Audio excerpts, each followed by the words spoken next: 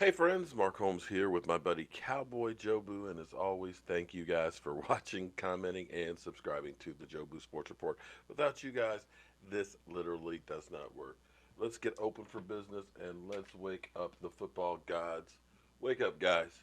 Man, I with the day job today, I appreciate all of the people who have started subscribing to my other channel. I think we've got almost 100 subscribers in the last 2 days.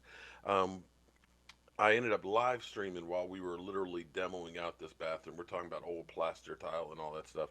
And if I can get to 1,000, then I will actually just start live streaming because a lot of people like watching us working and stuff on the job and learning and seeing different things and seeing me all dirty and everything else. And I think some of you, I think, have been watching me bent over. So because a couple of you commented about my behind.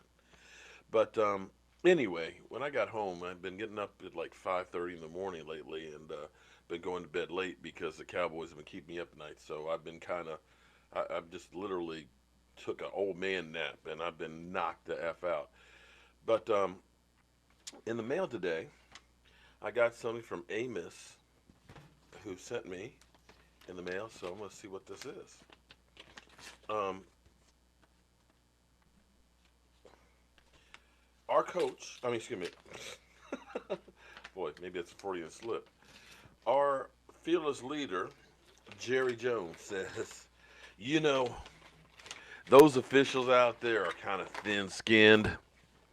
You know, if they think that this is like, oh, wow, take a look at this. This is the 73 Dallas Cowboys. I got to get this framed. This is definitely,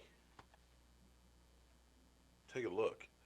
Um, Amos said to me, he said, look, I've got um, an old picture of the Dallas Cowboys from 1973.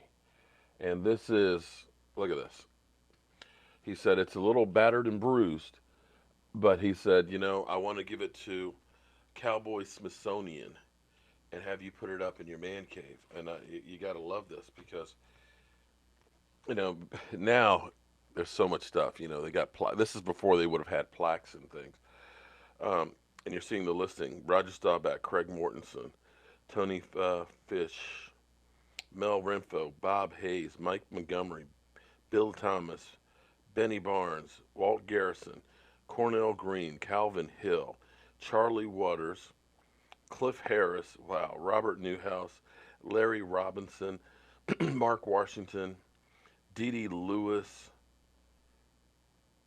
Dave Edwards, Chuck Howley, Leroy Jordan. I mean, you're talking about, wow, Harvey Martin's on here, Golden Richards, oh my God, Gene Fugit, John Smith, Billy Thrax, Drew Pearson, Billy Joe Dupree.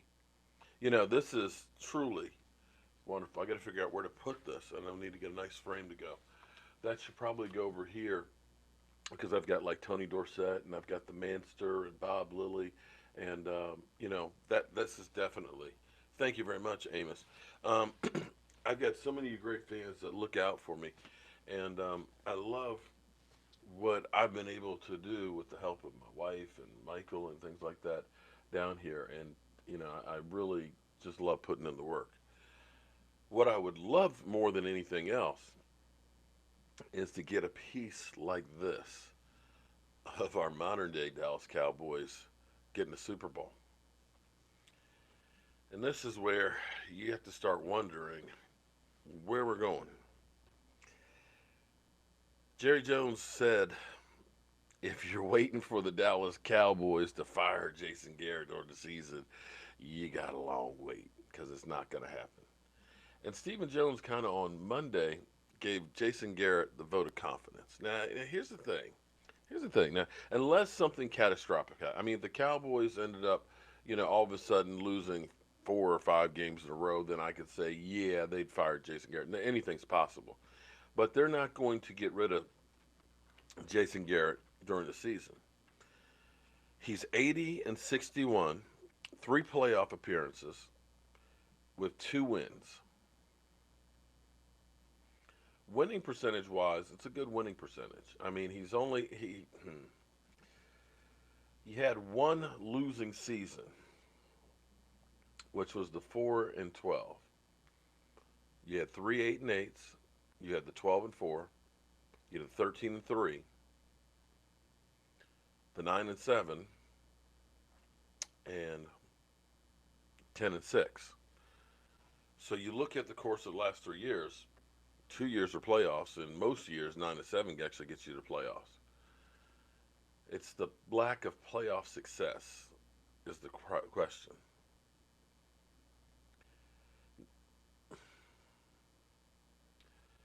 Generally speaking, coaches who haven't been to the Super Bowl within their first 5 years usually don't, or actually haven't, at least not in the recent history. It's different in the Tom Landry and Don Shula era because coaches were coaches for basically life, just about. But now it's a different era. And generally speaking, if guys haven't done it in 5 years, there's a reason why you get rid of them. One, you have enough time for them to implement the system, to turn the players over to their guys. And with today's modern players, they only listen for so long. Now, some coaches can go a while without having won one in a while. You think about Sean Payton, it was back in, a long time ago when Sean Payton won one. But he's got the pedigree and has that jewelry that says, yeah, he's done it before. I can help him do one again. But that's where the problem may be with Jason Garrett. Now the thing that's interesting about Jerry Jones is, I always tell you, Jerry Jones is the rabbit in the dog races. That rabbit, boom, he's out. All the dogs go chasing him. Because, see, Jerry is the one that all the press chases for those quotes. He is the diversion. He is, okay. But how many times have we heard Jerry Jones say something and it be so far out there or so wrong? Quite a few times. I mean, remember, he wanted Johnny Manziel. Boy, I like that. Talked to Adrian Peterson. Said Dez was coming back. But the one to pay attention to, as I always tell you, is Stephen Jones. Now, I don't know exactly what Stephen Jones said yesterday, but I'm going to follow it up to make sure to get the exact quote. But there is the dreaded vote of confidence. And see, in my mind, everything changed last year with Stephen Jones.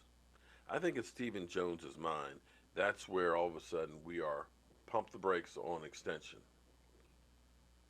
When when Jason Garrett had the press conference like he does at the end of every year, I'm proud of our guys for the way they competed and everything else. You go into that locker room, it's a great group of guys and stuff, and we're not looking to have any changes because it was a great season.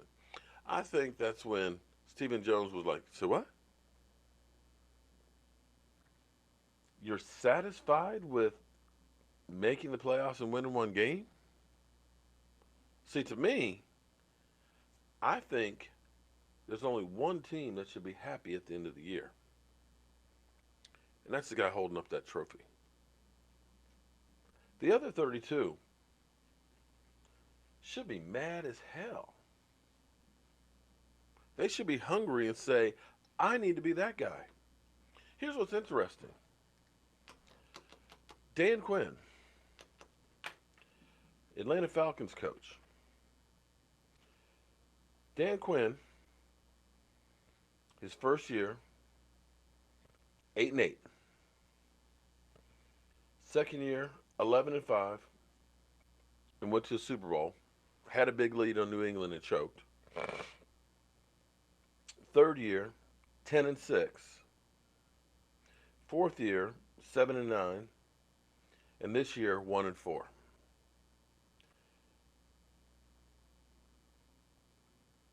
He is 3-2 in the playoffs. Went to a Super Bowl and lost. So in 5 years, he's had one losing season, and looks like this year might be one as well. They're talking about him firing him during the season. 3-2 in the playoffs, Super Bowl, and one losing season, possibly two. And this is his 5th year. We've seen other coaches go to the Super Bowl and get fired the next year. So is Jason Garrett truly safe in this new age of Dallas Cowboys? I don't know.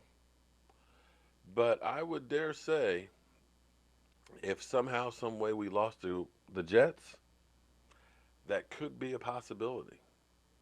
So the best thing for Jason Garrett is keep winning. I'm Mark Holmes, and well, I want to thank you all, as always, for watching, commenting, subscribing, and being part of the Joe Boo Sports Report. I'll see you guys, later.